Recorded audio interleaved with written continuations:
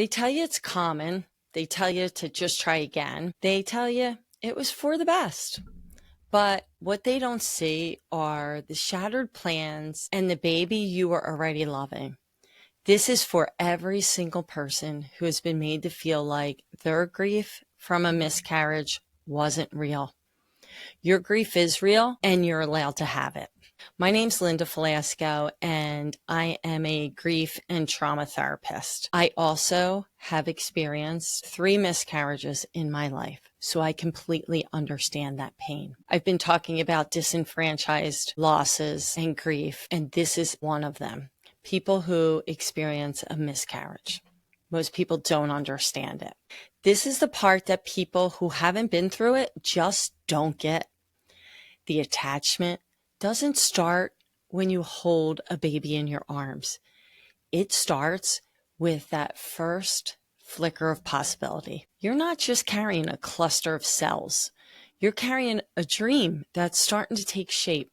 I began to think about the nursery, picturing a little girl or boy running around, maybe having red hair. I was already looking at baby items, thinking of names, and imagining how our lives would change as we started our little family. You begin to make space, not just in your home, but in your heart, in your identity. You start to see yourself as a parent. I was pregnant, and then just like that, I wasn't anymore.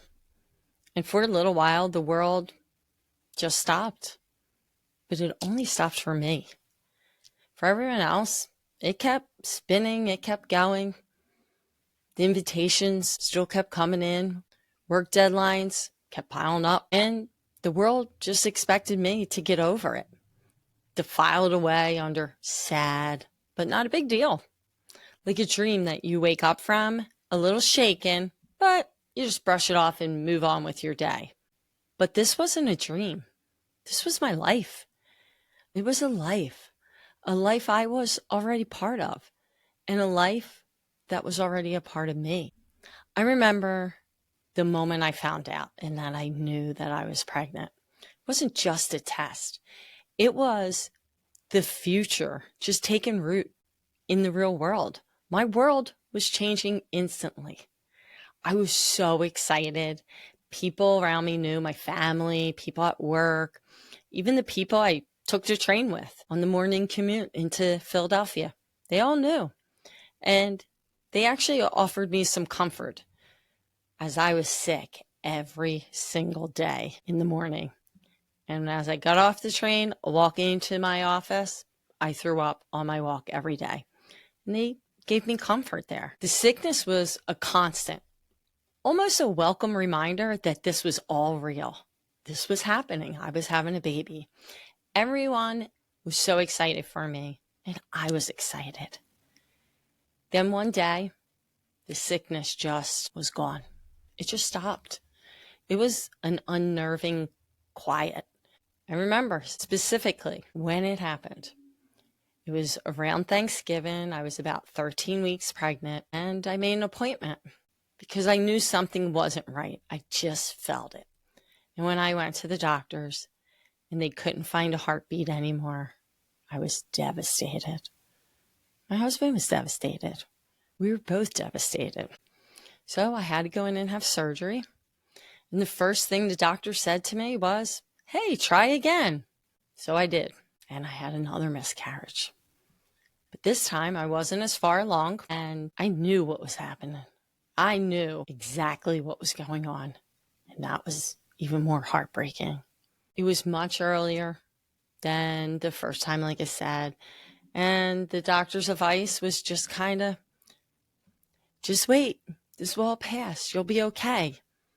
And try again. The third time's a charm. The third time's a charm, I thought. I knew sitting in his office then, I wasn't staying with this doctor anymore. I needed to find somebody who understood and to see what was going on. So I found a specialist. It was absolutely awful. I just felt like I was isolated and nobody understood.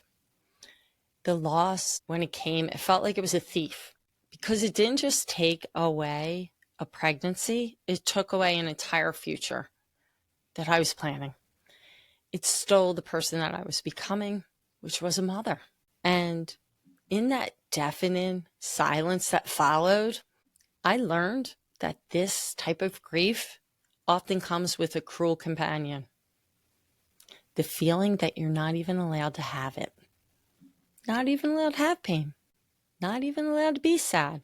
It's not a big deal. It was really nothing. You didn't really even have a baby. That's what it was like. I'd see other people pregnant, and while a part of me was very happy for them and a little envious and jealous, there was another part of me, please forgive me and hear this through, that I wanted to just pop their bellies. Not to hurt them, but to protect me. I just didn't want to see their bellies. I didn't want to see something that I did not have. I was seeing that growing baby in their belly while mine was empty, and it hurt. I did get counseling. Don't worry. Once I started having those kind of thoughts, I knew I had to go talk to somebody. But guess what? Silence again. There wasn't many people out there that understood this type of loss. Actually, there was really nobody out there who understood this kind of loss. But I found somebody who was willing to sit and truthfully work through it with me. They understood first it was a loss, and that was important because most people didn't understand that. And the silence that I had around me from others, that was the first blow. People who were so excited for me, they don't know what to say. So what happened? They say nothing at all. They avoid eye contact. They change the subject. Their silence just screams, this is too uncomfortable and your sadness is making me feel awkward. The silence creates profound sense of isolation, making you feel like you're grieving in a vacuum. But what often hurts more than the silence are the words. The well-intentioned but deeply invalidating phrases that people offer up like flimsy shields to protect themselves from your pain. Here's a few of them that I've experienced. At least you know you can get pregnant. This one cuts deep. It reduces the unique, irreplaceable life that you just lost. It implies that your baby was just a practice run for the real baby that you might have later. It completely dismisses the child that you are mourning right now. Here's another one. It wasn't meant to be, or it was God's plan. For some, they may find comfort in that, but for many, that hurts. That is not comforting, especially in the beginning. Later on, they may come to that conclusion that God had a different plan, but in the beginning, that is not something that comforts most people. It tends to make people feel that they weren't worthy enough, or they feel powerless, betrayed, and not comforted. Another thing that I heard and that I hear from others that they hear, oh, it's so common. Like, no big deal. You're fine. Everybody has a miscarriage. Yeah, miscarriage is common. Somewhere between 10 to 20% of known pregnancies end in loss. But telling a grieving person that their tragedy is common doesn't make it any less tragic. Cancer is common. Car accidents. That doesn't make the experience any less devastating for the person going through it. And I don't think you would tell somebody, hey, cancer's common. No big deal. You'll be okay. When you say it's common, what we hear is your loss isn't special. Your pain isn't unique. Get over it.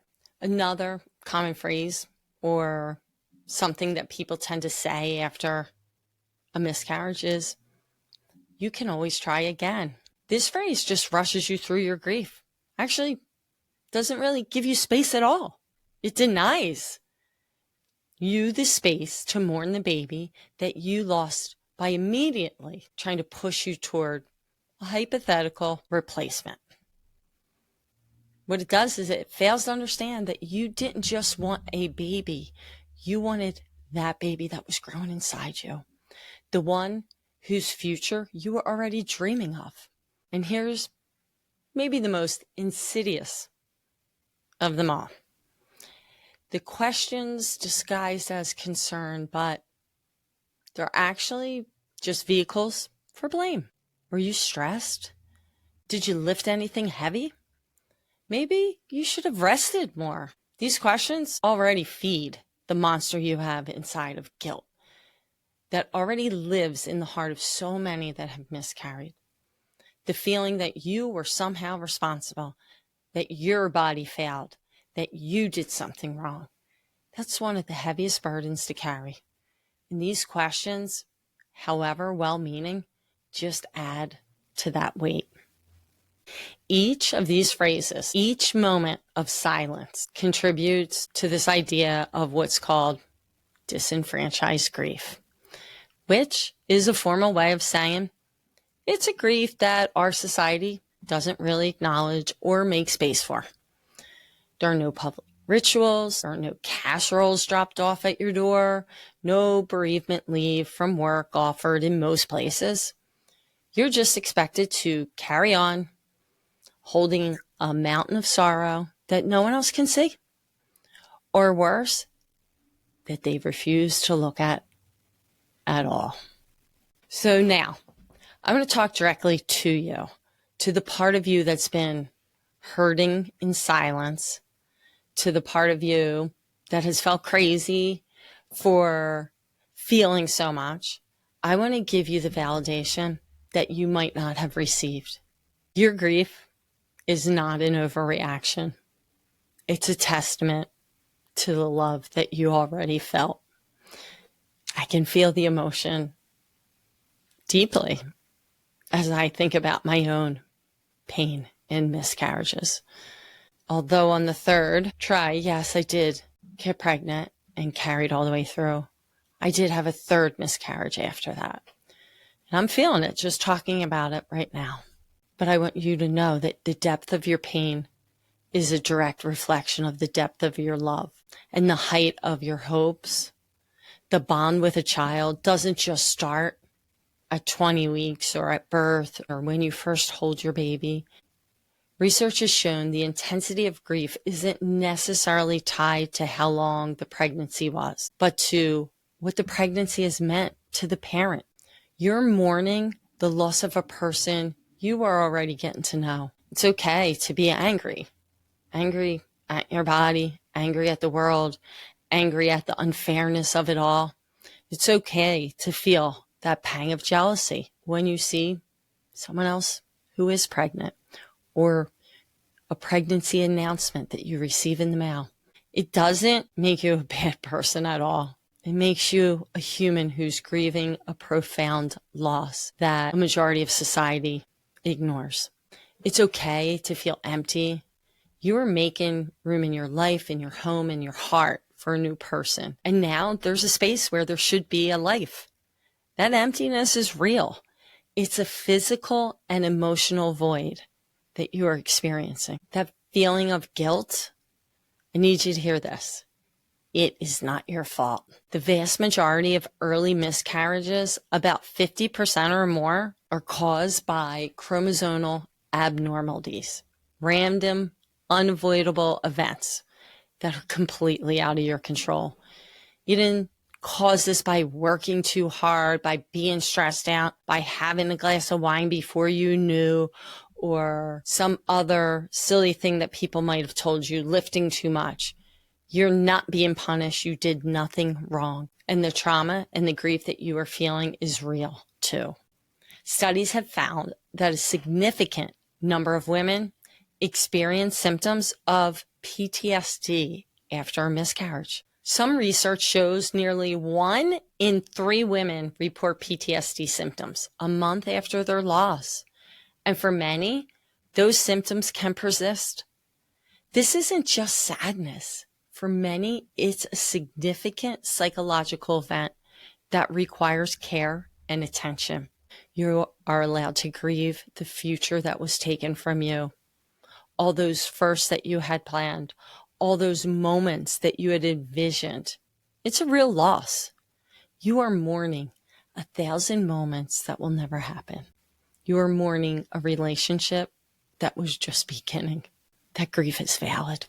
It deserves to be spoken about. It deserves the space it needs. It is justified and it belongs to you. Don't let anyone rush you through it or make you feel ashamed of it. Navigating life after loss can feel like walking through a familiar city that has been completely rearranged. Nothing looks or feels the same, so I want you to be gentle with yourself. There's no timeline for this kind of grief. Some days will be okay, and other days, a simple song or seeing a baby in a stroller will send you right back into the depths of your sorrow. And this is normal. That's part of the process. Allow yourself to feel whatever you need to feel without judgment. If you need to spend a day in bed watching TV, do it. If you need to go scream in a pillow or find some wood, screaming, let it out. If you need to talk about your baby, find someone who will listen. And if you don't have someone in your immediate circle, please know that there are communities out there online, in person, full of people who do understand exactly what you are going through.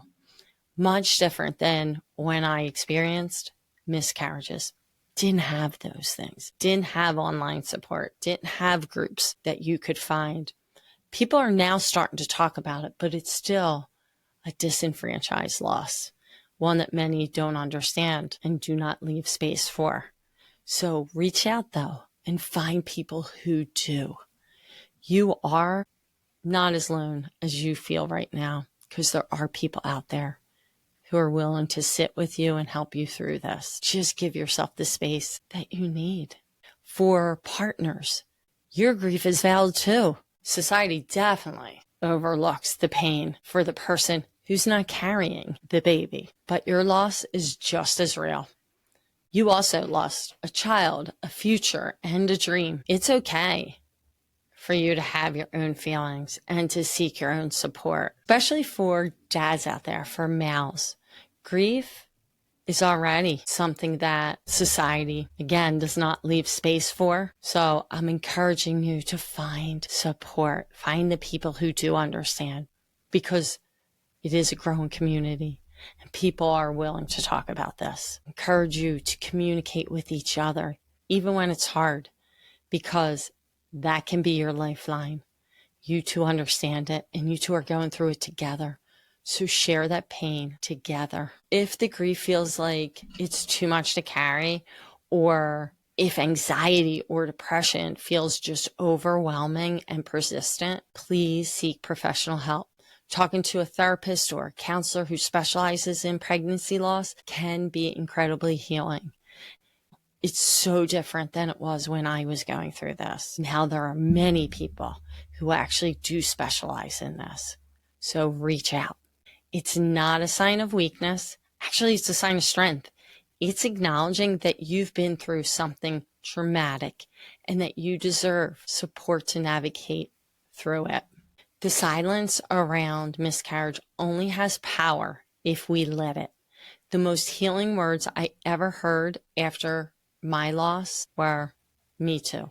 It was a simple phrase, but it broke through that isolation and made me feel seen. Somebody understood what I was feeling and they understood the pain that I was going through. I wasn't alone. If you feel comfortable, I want to invite you to create that Me Too moment for someone else. Maybe share a piece of your story in the comments below. You don't have to share details. You could simply just say, "I understand," or you could just mention a hope that you had. Something that I didn't mention earlier that happened for me is that I decided that I should name my babies. I should pick a name. And I remember it just came to me one day. And that actually really did help me in my mourning, in my grieving process, by choosing a name. And if you did that, if you chose a name for your baby, maybe drop it in the comments and share that. Let's make this a space where this grief is not only allowed, but it's honored. A place where our babies no matter how briefly they were with us, are remembered. Your grief is real because your love was real. The life that you carried inside you mattered. It changed you, and it deserves to be mourned. Don't ever let anyone make you feel that your arms are empty, because they were never full. They were full of hope, of dreams, and of a love that will last a lifetime. You are allowed to grieve, and you are not alone.